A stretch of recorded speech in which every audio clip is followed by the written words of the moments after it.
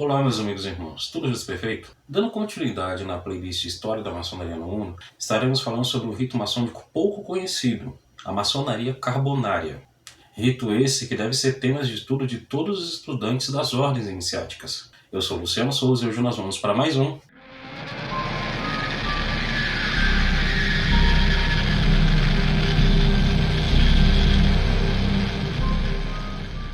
E no Papo de Maçonaria de hoje vamos desvendar os segredos da maçonaria carbonária, onde surgiu, o que é e a sua influência no mundo maçônico. Pessoal, não esqueçam de se inscrever no canal, deixem seu joinha, pois ajuda a fazer com que esse vídeo chegue a outros irmãos e simpatizantes das ordens iniciáticas. Acessem nossa área de membros, pois contém conteúdo específico para aqueles que já foram iniciados. Mas afinal, como surgiu e o que é a maçonaria carbonária? Mas para responder essa pergunta, primeiro precisamos entender como surgiu a maçonaria como um todo. A origem da maçonaria, em si, ela divide-se por três fases distintas: a maçonaria primitiva, a maçonaria operativa e a maçonaria especulativa. Quando falamos da maçonaria primitiva, a gente se refere, que é o período, conhecido como um período que abrange todo o conhecimento dos antepassados. Existem muitas dúvidas referente à data exata da origem da maçonaria.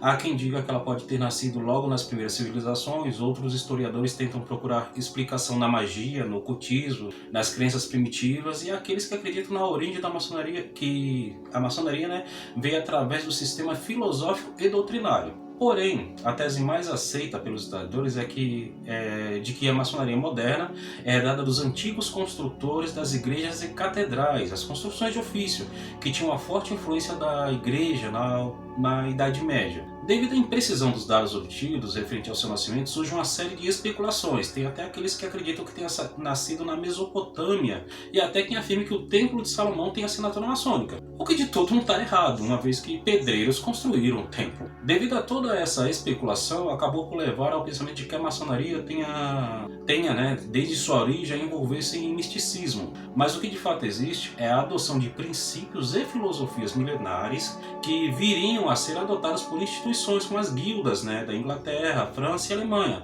as quais foram as precursoras daquilo que hoje conhecemos como maçonaria. Mas e a maçonaria operativa? Vamos entender um pouquinho melhor, para que deixar todo mundo, vamos dizer assim, na mesma página. Depois do declínio do Império Romano, a nobreza afastou-se das grandes cidades e levaram consigo camponeses que serviriam de proteção contra os bárbaros. Dessa forma, acabou iniciando-se assim aquilo que foi conhecido como sistema feudal, na qual o sistema de produção era baseado na contratação servil dos nobres sobre o povo. Quando instalados na terra, que eles se apossavam, os senhores feudais necessitavam de construir castelos e fortificações, de modo a proteger o seu feudo. Essa construção, obviamente, não era exercida pela nobreza. Teria de vir de alguém, via de onde? Do povo, dando início assim a uma nova classe, que era a classe dos construtores. Esses construtores, com o passar do tempo, formaram as guildas, que hoje nós conhecemos como guildas dos pedreiros, e eles necessitavam se mover para as construções de estradas e das novas fortificações. Lembrando que na época esse direito de ir e vir não era concedido a outras classes do povo. Daí a expressão maçons livres, pois tinham a liberdade de ir e vir entre os feudos em busca de trabalho. Naquele período havia um grande secretismo, ou seja, o segredo sobre como eram efetuadas as suas construções. Até porque se essas informações se tornassem de conhecimento público, as regalias concedidas a esta categoria de trabalhadores iriam se acabar. Dessa forma, não havia interesse em desvalorizar e tampouco popularizar a profissão de construtor, ou seja, de pedreiro, uma vez que os vassalos e as outras categorias de trabalhadores deveriam dedicar-se às atividades agropecuárias e à prestação de serviços aos nobres. É nessa conjuntura que a Igreja Católica Apostólica Romana encontrou um ambiente muito favorável para o seu desenvolvimento. Mas e a tal famosa maçonaria especulativa? Como ela surgiu? Vamos entender um pouquinho melhor. Esse período da maçonaria especulativa, ele corresponde à segunda fase, onde os maçons passam a utilizar os modelos da organização dos maçons operativos, porém começam a ser inseridos no dia a dia dos construtores ideais iluministas. É o período onde ocorre a ruptura com a Igreja Romana e ocorre a reconstrução da cidade de Londres, conhecida como o berço da maçonaria regular. Devemos entender que com o passar do tempo as construções eram cada vez menos frequentes. devido ao avanço do mercantilismo, que acabou substituindo o feudalismo, tendo como consequência o enfraquecimento da Igreja Romana, sendo que a construção de catedrais e prédios religiosos era a maior fonte de renda dos construtores à época. A gente precisa entender que o iluminismo, iniciado no século XVIII, surgiu depois da Peste Negra. Vários historiadores sugerem que a origem da Peste Negra seja asiática, especificamente da China.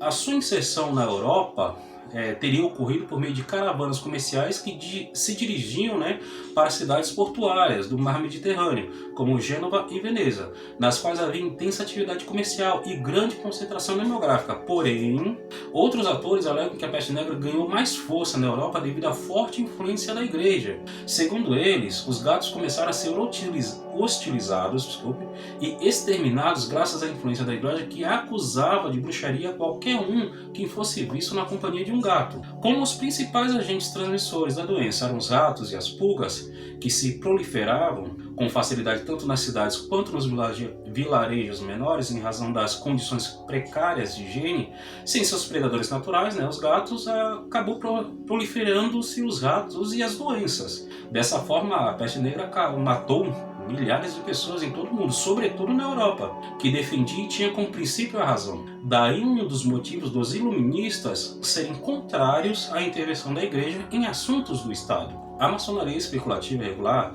nasceu na Inglaterra durante a reconstrução da cidade de Londres, sendo que esta tinha sofrido um grande incêndio, um incêndio de grande escala naquele período. Para sua reconstrução foram usados e convocados, podemos dizer dessa forma, muitos pedreiros ali daquela região ali da Europa. Os maçons no geral reconhecem-se através de sinais, palavras, apertos de mãos e outros tipos de código que são mudados com alguma frequência para que o secretismo se mantenha. Qualquer membro de uma loja maçônica pode visitar outra loja em qualquer parte do mundo, desde que a sua loja de origem e a que ele está visitando sejam reconhecidos, elas se reconheçam entre si. No interior das lojas maçônicas, todos os maçons se consideram como iguais. Como regra geral, com o fim de manter a harmonia interna nas lojas maçônicas, todos os problemas pessoais, bem como as diferentes opiniões sobre a religião, nações ou política de Estado, são deixados de fora, de modo a evitar problemas. A maçonaria tem vários princípios, como honrar o trabalho honesto, e para se entrar na maçonaria tem que se fazer vários rituais de iniciação. A maçonaria, desde a sua origem,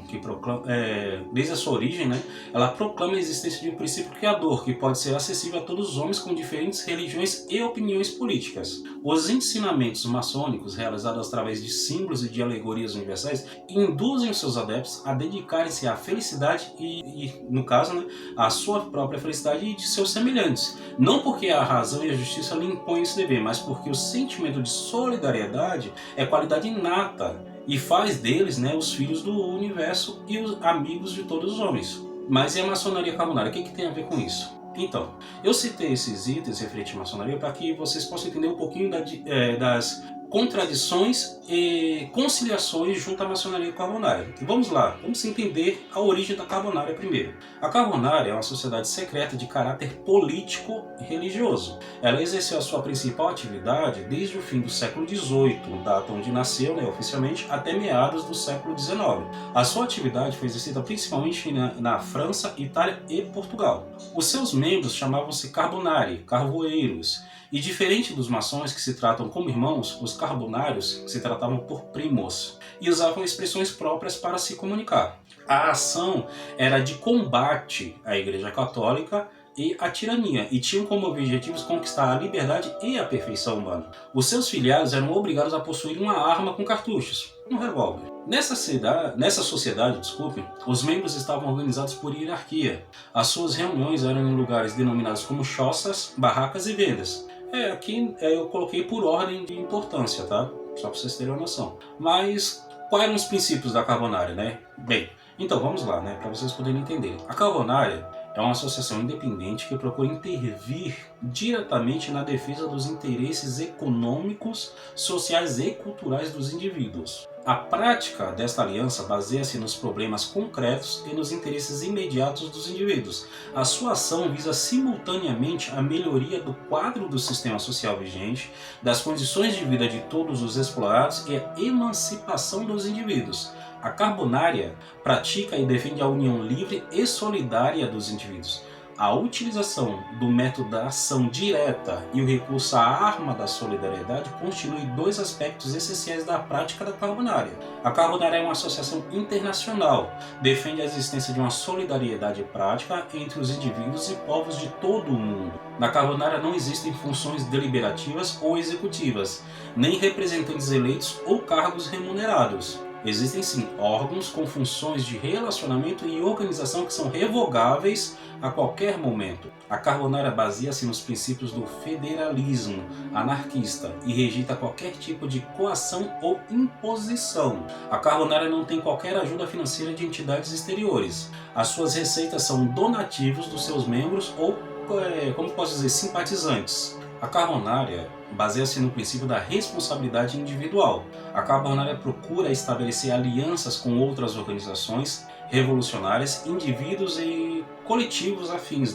com o intuito de levar a cabo as ações nacionais e internacionais. A Carbonária dá especial atenção à defesa dos interesses das camadas pobres e discriminadas da sociedade, sejam minorias étnicas, deficientes, presos, idosos, transexuais e outros grupos que não se encaixem no status e estereotipos vigentes. A Carbonária defende a igualdade social, a diversidade, a solidariedade e a cooperação voluntária ou a união pelo livre acordo. Para a Carbonária, a liberdade é insubstituível. Após essas informações, aí vem aquela pergunta, quais são as semelhanças entre a maçonaria e a Carbonária? Bem, a gente vamos tentar exemplificar aqui da melhor forma possível, tá? São duas sociedades muito diferentes e ao mesmo tempo bem semelhantes. Tanto a maçonaria como a Carbonária desempenharam um papel crucial na história do continente europeu, principalmente em Portugal. Ambas eram uma sociedade secreta. Os membros das sociedades utilizavam uma linguagem codificada. Ambas as sociedades possuíam espaços secretos para se reunirem. Tinham um objetivo em comum e por vezes atuaram em conjunto. Ambas desempenharam um papel fundamental na implementação da República Portuguesa. Isso só para vocês terem a noção. Ambas possuíam rituais semelhantes. Tanto a Carbonária como a maçonaria tinham um grão-mestre, e ambas as instituições carregam símbolos. As reuniões dessas duas sociedades, maçonaria e carbonária, são fechadas, e essas duas sociedades têm um vestuário próprio. A sua organização era hierárquica, mas vamos lá, e sobre a lenda do Templo Rei Salomão, o que é que ela tem a ver com a Carbonária? Calma que tem um pouquinho.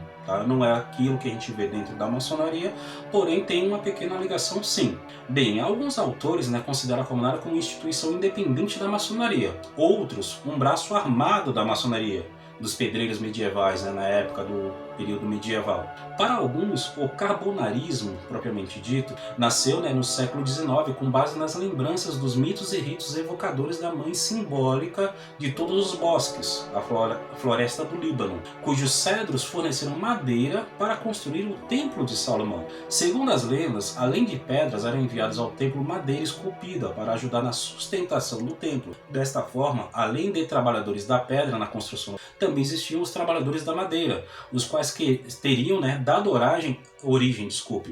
dado origem aos carbonários. Além disto, toda a floresta conserva a memória de seus próprios mitos, mesmo quando os mitos confirmam algum acontecimento real, como acontece com o patrono eleito pelos carbonários, Teobaldo, conde de Brie e de Champagne.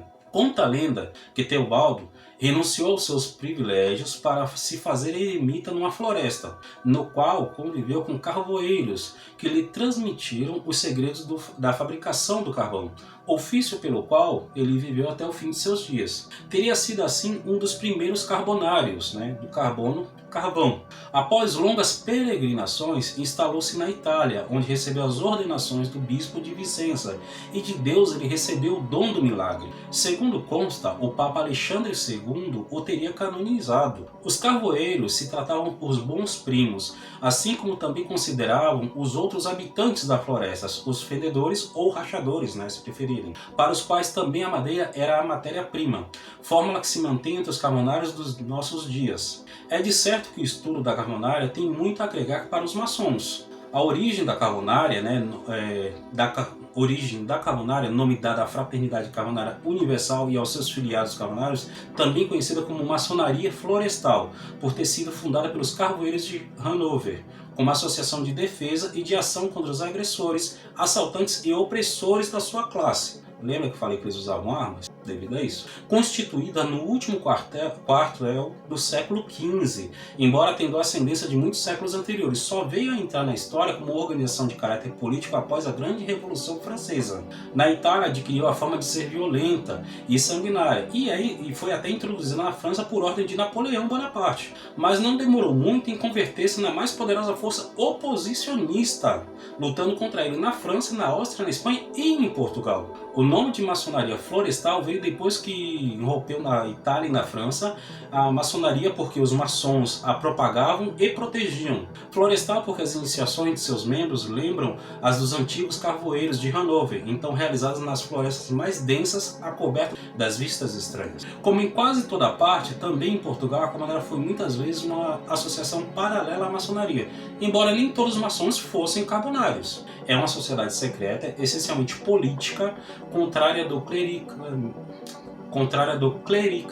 clericalismo, nossa, engasguei agora, meus irmãos, e das congregações religiosas. Tem por objetivo as conquistas da liberdade e da perfeição humana. Tem hierarquia própria e atualmente, em certos aspectos, cumpre os ritos maçônicos, face à grande influência e transformação pelos maçons que a conservaram, protegem e a mantêm ativa, contudo sem suprimir as suas heranças e origens. Aos amigos e irmãos que acompanharam até aqui, meu muito obrigado e que o grande arquiteto do universo os guie e os proteja. Que a prosperidade seja contínua na vida de todos. TFA. Pessoal, não se esqueçam de curtir, compartilhar e ativar o sininho para receber as notificações dos próximos vídeos. Pedimos que comentem, deixem suas dúvidas ou sugestões que traremos respondidas nos próximos vídeos. Beijos no coração!